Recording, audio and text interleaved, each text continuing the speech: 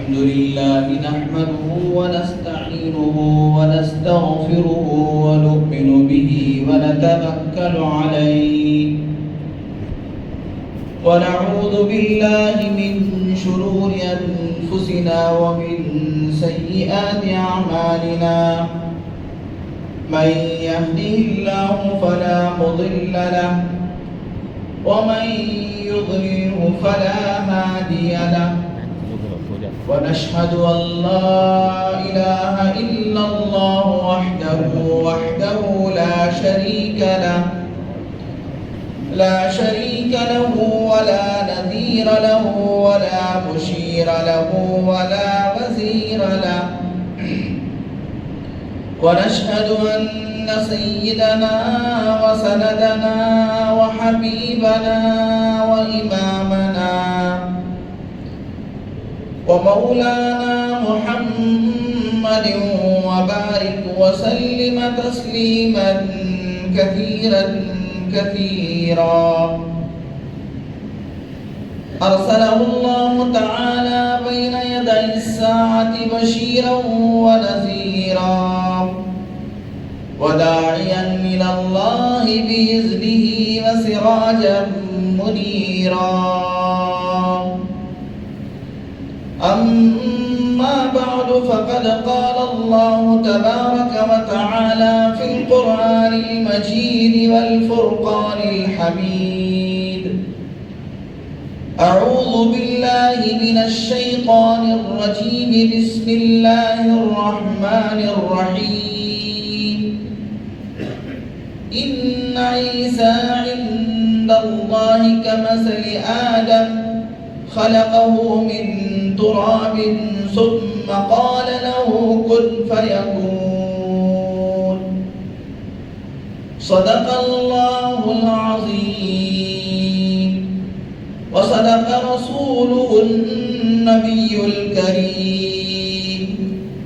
ونحن على ذلك لمن الشاهدين والشاكرين سبحانك لا علم لنا إلا ما علمتنا إنك أنت العليم الحكيم رب اشرح لي صدري ويسر لي أمري واحلل عقدة من لساني يفقهوا قولي اللهم صل على سيدنا مولانا محمد وبارك وسلم اللهم صل على سيدنا مولانا محمد وبارك وسلم اللهم صل على سيدنا مولانا محمد وبارك وسلم تسليما كثيرا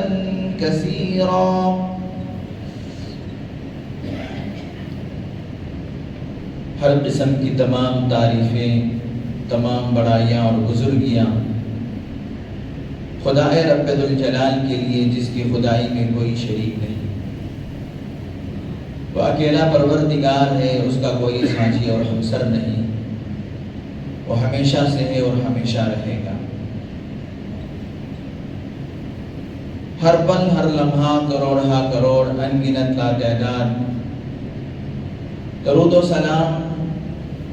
इमामुल अंबिया खातिमुन नबीयीन सय्यिदुल मुरसलीन रहमतुल लिल आलमीन महबूब किबरिया मोहम्मद मुस्तफ़ा अहमद मुज्तबा हज़रत रसूल पाक सल्लल्लाहु अलैहि वसल्लम पर या रब्बि सल्लि व सल्लिम दाइमन अबदा अला हबीबिका खैरिल खल्क़ि कुल्लिहिम। मुअज़्ज़ज़ सामईन इकराम फर्जंदान इस्लाम, बहुत ही काबिल क़द्र बुजुर्गों और दोस्तों, ये दिसंबर की आखिरी तारीखें हैं, बल्कि ख़त्म होने के लिए 2 दिन बाकी हैं और उसके बाद जनवरी 2024 शुरू होने वाला है। इन दिनों में عام طور پر پوری دنیا کے اندر عیسائیت کے تہوار ہوتے ہیں. 25 دسمبر سے لے کر 1 جنوری تک یہ لوگ جشن ہی جشن مناتے رہتے ہیں.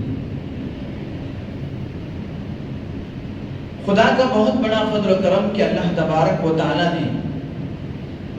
جو ہمیں ایمان و عقیدہ عطا فرمایا وہ دنیا کے اندر سب سے سچا اور سب سے پکا عقیدہ. اسلام کے علاوہ جتنے مذاہب دنیا کے اندر ہیں وہ سب کے سب باطل عقائد پر اور لوگوں کے من گھڑت عقائد پر چل پڑے ہیں.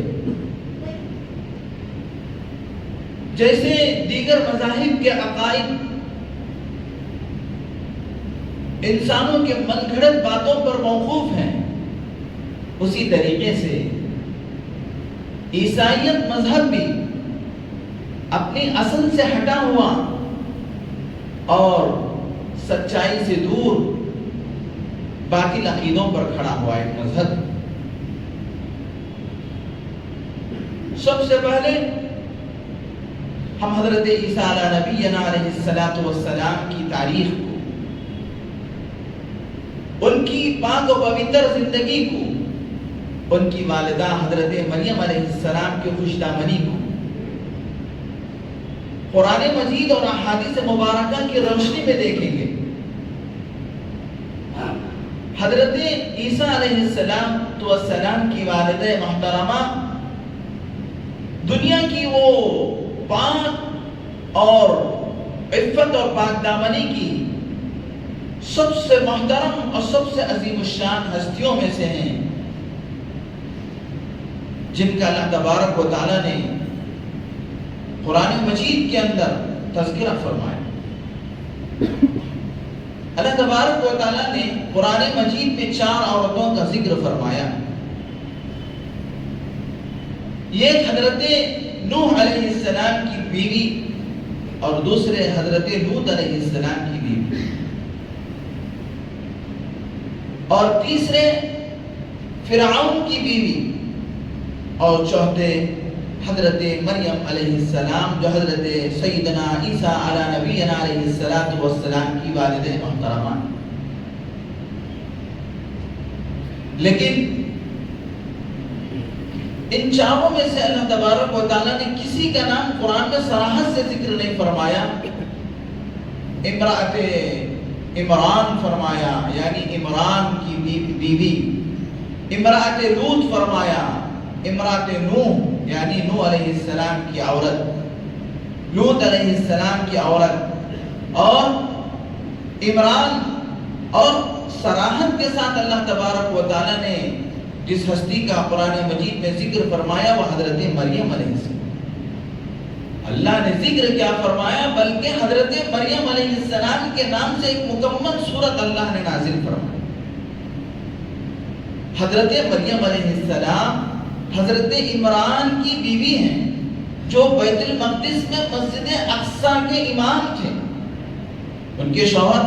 مسجد اقصیٰ کے امام تھے، ان کا نام عمران تھا. بڑے نیک آدمی تھے، پیغمبر تو نہیں لیکن بڑے نیک اس وقت اس زمانے کے عالموں میں ان کا شمار تھا. وہ بیت المقدس میں جو مسجد اقصیٰ ہے اس کی امامت کیا کرتے. انتقال ہو گیا اور ان کی امانت ان کی بیوی کے پیٹ میں موجود تھی، وہ امید سے تھی. چنانچہ انہوں نے منت مانا کہ اگر مجھے لڑکا ہوگا تو میں اس لڑکے کو اللہ کے گھر کی خدمت کے لیے وقف کر دوں گی. فَتَقَبَّلَهَا رَبُّهَا بِقَبُولٍ حَسَنٍ وَأَنبَتَهَا نَبَاتًا حَسَنًا. چنانچہ وہ جب اولاد ان کو ہوئی تو لڑکے کے بجائے لڑکی ہوئی تو انہوں نے کہا کہ اللہ یہ تو لڑکی ہے، میں نے تو لڑکے کے بارے میں منت مانا تھا کہ لڑکا ہوگا تو میں بیت المقدس کی نظر کر دوں گی، اس کی خدمت کے لیے وقف کر دوں گی. وَلَيْسَ الذَّكَرُ كَالْأُنثَىٰ، مذکر مؤنث کی طرح تو نہیں ہو سکتا. میل فیمیل نہیں ہو سکتا۔ اللہ تبارک و تعالیٰ نے کہا کہ اس کے اندر جو حکمتیں ہیں وہ ان حکمتوں کو ہم پہچانتے ہیں، تم اس کی حکمتوں سے ناواقف ہو۔ چنانچہ اللہ تبارک و تعالیٰ نے حضرت مریم علیہ السلام کی پیدائش کے بعد ان کے اندر ایک عجیب اللہ تبارک و تعالیٰ نے تاثیر رکھا تھا۔ دیگر بچوں کے مقابلے میں یہ تھوڑا جلدی نشو و نما پا رہے تھے۔ چنانچہ جب یہ تھوڑا بڑے ہو گئے تو ان کے بارے میں مشورہ ہوا۔ مشورہ ہونے کے بعد ان کی کفالت کی ذمہ داری کون لے گا، ان کی پرورش کی ذمہ داری کون لے گا؟ اللہ تبارک و تعالیٰ نے اس وقت حکم فرمایا کہ تم لوہے کے قلموں میں نام لکھ کر دریا کے اندر ڈالا جائے، اور جن کا قلم پانی کی جس طرف روانی ہوتی ہے اس کے مخالف سمت میں جس کا قلم آئے گا وہ اس بچی کی پرورش کرے۔ پانی کی جو ایک سمت ہوتی ہے، پانی مثال کے طور پر ایسے جا رہا ہے، وہ قلم الٹے آنا چاہیے، جس کا قلم الٹے یعنی پانی کی سمت کے مخالف سمت میں آئے گا تو اس کی پرورش کرے۔ چنانچہ ان قلم ڈالنے والوں میں، ان بچی کی ذمہ داری کو لینے والوں میں حضرت زکریا علیہ السلام بھی تھے، جو اللہ تبارک و تعالیٰ کے نبی بھی تھے اور رشتے میں حضرت مریم علیہ السلام کے خالو تھے۔ چنانچہ حضرت زکریا علیہ السلام کا نام اس میں آیا۔ حضرت زکریا علیہ السلام ان کی پرورش کے لیے مسجد اقصی میں قبلے کی دیوار کے بازو میں، قبلے کی دیوار میں جس طریقے سے یہ محراب ہے، اس طریقے سے محراب کے اندر ان کے لیے ان کی پرورش کا انتظام فرمایا۔ جب حضرت مریم علیہ السلام باہر دعوت و تبلیغ کی غرض سے لوگوں کو اللہ کے دین کی طرف بلانے کے لیے جاتے تو مریم علیہ السلام کو اس کمرے کے اندر مغفل کر کے یعنی اس پہ تالا ڈال کر جایا کرتے تھے۔ ایک مرتبہ حضرت زکریا علیہ السلام اس کمرے کے اندر آئے تو کیا دیکھتے ہیں کہ بے موسم کے پھل وہاں پر رکھے ہوئے ہیں۔ جو موسم کا پھل ہوتا ہے وہ تو موسم میں ملتا ہے، بے موسم کا پھل مثال کے طور پر اس موقع پر آم آپ کو نہیں ملتا تو وہاں پر آم رکھے ہوئے ہیں۔ تو اس طریقے سے اور ان پھلوں کو حضرت زکریا علیہ السلام نے دیکھا تو حضرت مریم سے پوچھا انا لکی ھذا، یہ پھل تمہارے پاس کہاں سے آئے؟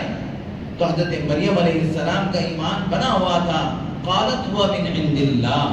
انہوں نے کہا وہ اللہ کی جانب سے آئے ہوئے، وہ اللہ کی طرف سے آئے۔ قالت ہوا من عند اللہ ان اللہ یرزق من یشاء بغیر حساب، اللہ تعالیٰ جس کو چاہتے ہیں بغیر حساب کے عطا فرماتے ہیں۔ وہ توکل، وہ بھروسہ، وہ صرف تغرا دکانوں میں لگانے سے نہیں آتا، مکانوں میں لگانے سے نہیں آتا، اس پر وہ محنت ہونی چاہیے، وہ عبادت، اللہ پر بھروسہ، اللہ پر یقین، وہ اللہ تبارک و تعالیٰ کا یقین جو آتا ہے وہ محنت سے آتا ہے۔ چنانچہ بہت سارے لوگ جن کا ایمان سے کوئی تعلق نہیں، وہ بھی مسلمانوں کو دھوکہ دینے کے لیے کتابیں چھپواتے ہیں، تو اوپر قادیانیوں کی کتابیں جو کافر ہیں، قادیانیوں کی کتابوں میں لا الہ الا اللہ محمد الرسول اللہ لکھا ہوا ہوتا ہے۔ لکھنے سے کچھ کام نہیں چلے گا، بلکہ اصل بات تو وہ عقیدے کی ہے۔ چنانچہ حضرت مریم علیہ السلام نے جب حضرت زکریا علیہ السلام سے کہا کہ یہ اللہ کی جانب سے بے موسم پھل عطا کیے گئے ہیں، تو حضرت زکریا علیہ السلام اس وقت بوڑھے ہو چکے تھے، 100 سال ان کی عمر تھی۔ اللہ سے دعا کی، اے اللہ مجھے بھی آپ اپنی قدرت سے بیٹا عطا فرمائیے، اپنے خزانے سے بیٹا عطا فرمائیے۔ چنانچہ اللہ تبارک و تعالیٰ نے حضرت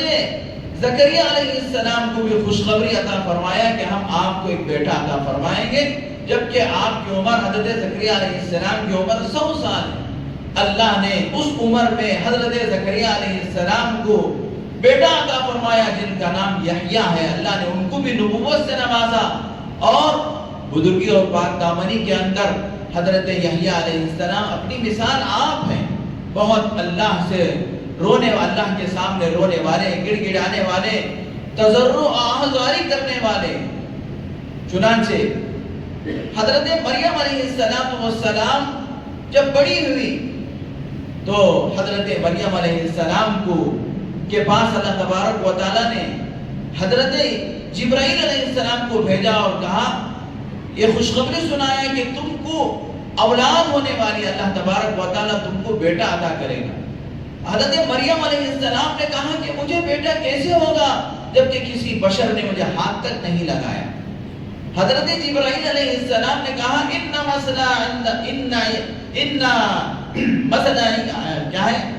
عیسیٰ عند اللہ کمثل آدم۔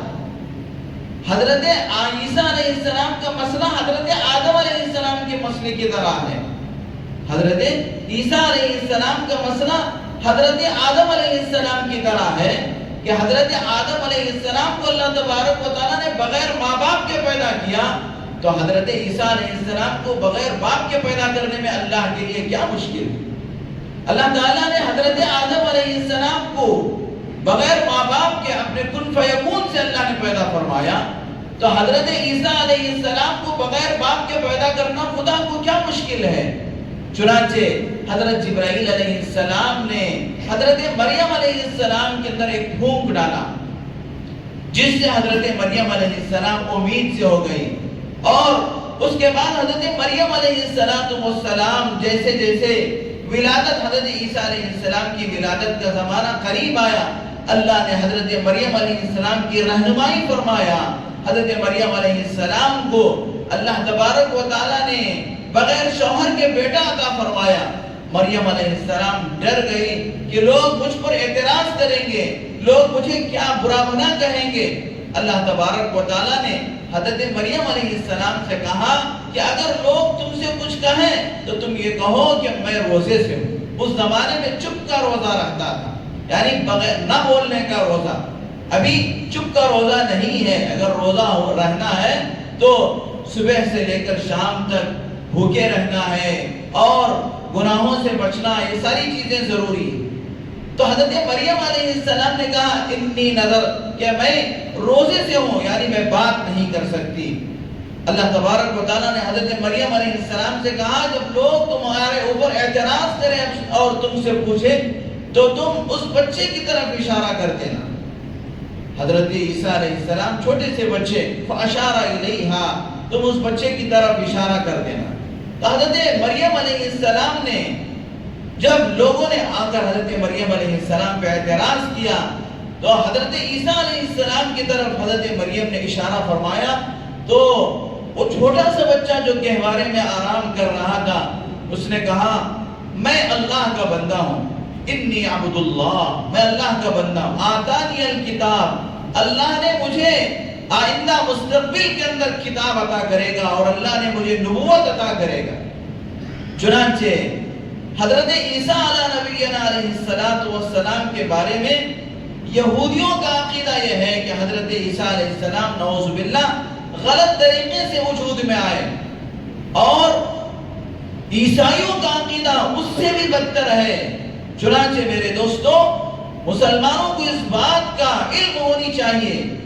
جو 25 دسمبر کو کرسمس ڈے جو لوگ مناتے ہیں، میری کرسمس جو کہتے ہیں، یہ اسلام کے عقیدے کے بالکل خلاف عقیدہ ہے۔ اس کا مطلب کیا ہے؟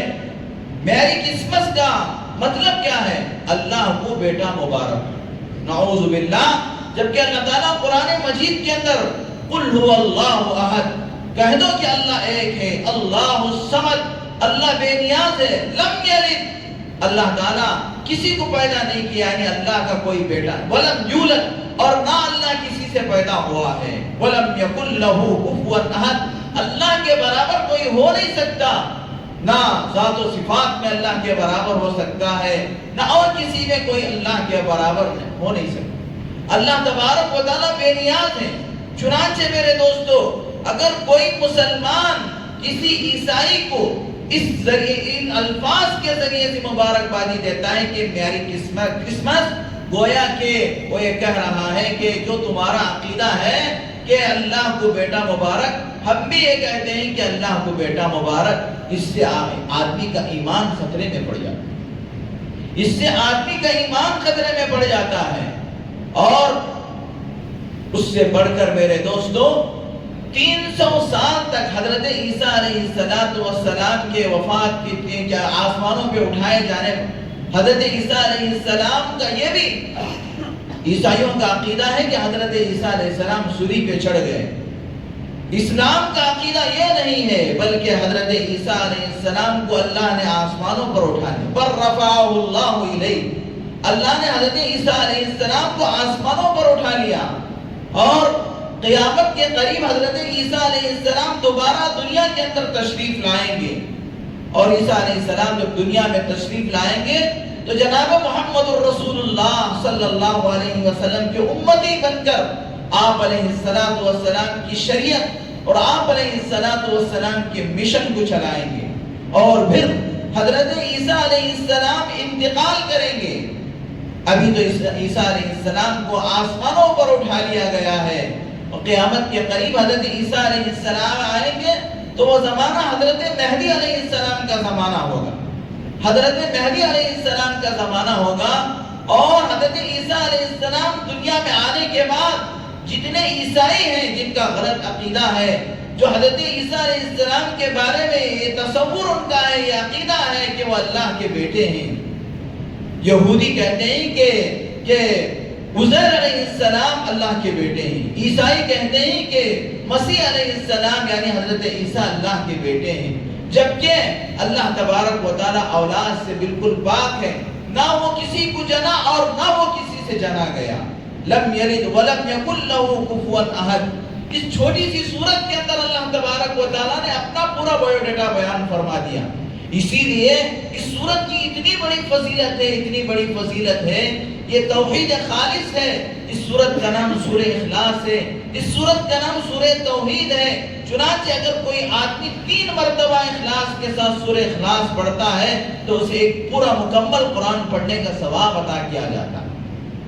مکمل کلام پڑھنے کا ثواب عطا کیا جاتا ہے۔ چنانچہ حضرت عیسیٰ علیہ السلام دوبارہ دنیا کے اندر تشریف لائیں گے، اور یعنی آسمانوں سے حضرت عیسیٰ علیہ السلام کا نزول ہوگا، دمشق کی جامع مسجد میں حضرت عیسیٰ علیہ السلام اس کے میناروں پر اتریں گے، اور دنیا میں آنے کے بعد یہ جتنے عیسائی ہیں ان کو حضرت عیسیٰ علیہ السلام جناب محمد الرسول اللہ صلی اللہ علیہ وسلم کی رسالت کی اور اللہ کی توحید کی دعوت دیں گے۔ اگر وہ دعوت قبول کر لیتے ہیں تو ٹھیک ہے، ورنہ حضرت عیسیٰ علیہ السلام ان سب کو قتل کر دیں گے۔ اور حدیثوں میں یہاں تک آیا ہے اگر کوئی عیسائی حضرت عیسیٰ علیہ السلام سے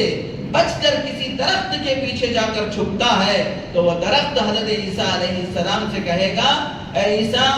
میرے پیچھے اللہ کا دشمن چھپا ہوا ہے، آپ آئیے اور اس کو قتل کیجیے۔ کسی پہاڑ کے پیچھے، کسی پتھر کے پیچھے اگر چھپا ہوا ہوتا ہے تو وہ پتھر کہے گا، اور عیسیٰ علیہ السلام یہ تمام عیسائیوں کو قتل کریں گے اور خنزیر کو قتل کریں گے، اور اس کے بعد حضرت عیسیٰ علیہ السلام کو اللہ تعالیٰ فطری موت عطا فرمائیں گے، اور حضرت عیسیٰ علیہ السلام مدینہ منورہ میں سرکار دو عالم حضرت محمد الرسول اللہ صلی اللہ علیہ وسلم جہاں پر مدفون ہیں، جہاں پر آپ پردہ فرمائے ہیں، وہاں پر آج بھی 3 قبریں اس وقت موجود ہیں اللہ کے نبی صلی اللہ علیہ وسلم کی، اور آپ کے پیروں کی طرف حضرت ابوبکر صدیق رضی اللہ تعالیٰ اور حضرت ابوبکر صدیق رضی اللہ تعالیٰ کے پیروں کے پاس حضرت عمر بن خطاب رضی اللہ تعالیٰ، اور اللہ کے نبی صلی اللہ علیہ وسلم کے اس طرف جگہ آج بھی خالی ہے، وہاں پر حضرت عیسیٰ علیہ السلام کو دفن کیا جائے گا۔ یہ مسلمانوں کا عقیدہ ہے۔ اور میرے دوستو آپ کو یہ بات بھی معلوم ہونی چاہیے، ابھی نیو ایئر آنے والا ہے، ابھی کیا ہے، نیو ایئر آنے والا ہے، انگریزوں کا، گوروں کا اور اسلام کے دشمنوں کا یہ سال ہے، یہ مسلمانوں کا نیا سال نہیں ہے۔ مسلمانوں کا نیا سال محرم الحرام سے شروع ہوتا ہے۔ چنانچہ میرے دوستو یہ نیو ایئر بھی اسی کرسمس کی ایک شاخ ہے، اسی کا ایک حصہ ہے۔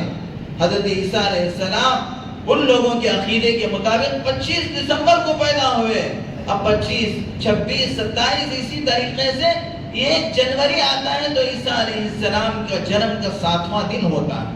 تو وہ عیسیٰ علیہ السلام کے جنم دن کو جنوری فرسٹ منایا جاتا ہے. گویا کہ اللہ نعوذ باللہ اللہ کے بیٹے کا 7واں دن. اگر تم جنوری کی خوشی مناتے ہو قسم خدا کی تم بھی اس گناہ کے اندر ملوث ہو جاتے ہو. آج جو عام طور پر غریب تو چھوڑیے بیچارہ عیدین کو بھی مشکل سے اپنے بچوں کو کپڑے بنواتا ہے, جوتے لا کر دیتا ہے, لیکن جو مالدار ہوتے ہیں جن کے پاس پیسے ناشتے رہتے ہیں وہ لوگ موقع تلاش کر کے بچوں کو نئے نئے کپڑے پہنانے کی کوشش کرتے ہیں. اور مسلمان وہ جا کر اپنے بچوں کو نیو ایئر کے موقع پر بھی کپڑے دلواتے ہیں, کپڑے پہنواتے ہیں. اور کیونکہ اس موقع پر اسکولوں کو چھٹی رہتی ہے تو خوشی مناتے ہیں, ہیپی نیو ایئر کہتے ہیں. حالانکہ یہ اسلام کی تعلیمات کے بالکل خلاف ہے. اس موقع پر خوشی منانے سے ایک خطرہ یہ بھی ہے کہ ہمارا ایمان لٹ جائے گا, ہمارا ایمان لٹ جائے گا. کیونکہ اللہ جب قرآن مجید میں صاف اعلان کرتے ہیں لم یلد ولم یولد, نہ اللہ نے کسی بیٹے کو جنا اور نہ اللہ کسی سے پیدا ہوا,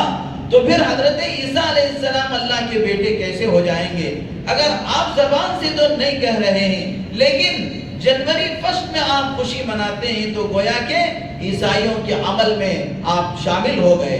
لہذا اللہ تبارک و تعالی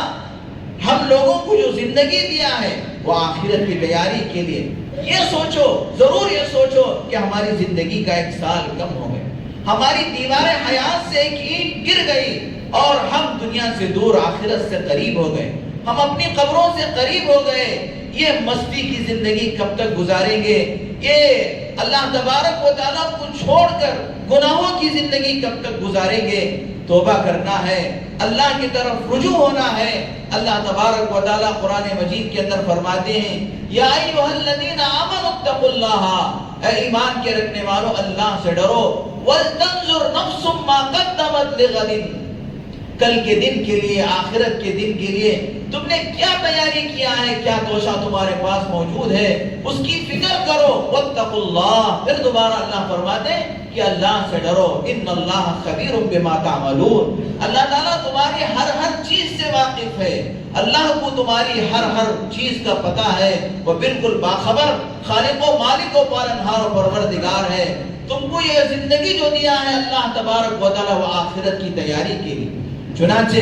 حضرت حسن بصری رحمت اللہ علیہ کے زمانے میں ایک نوجوان تھا, اس کے باپ کا انتقال ہو گیا, بہت کچھ مال و دولت چھوڑ کے گیا, وہ عیاشیوں میں تھا, وہ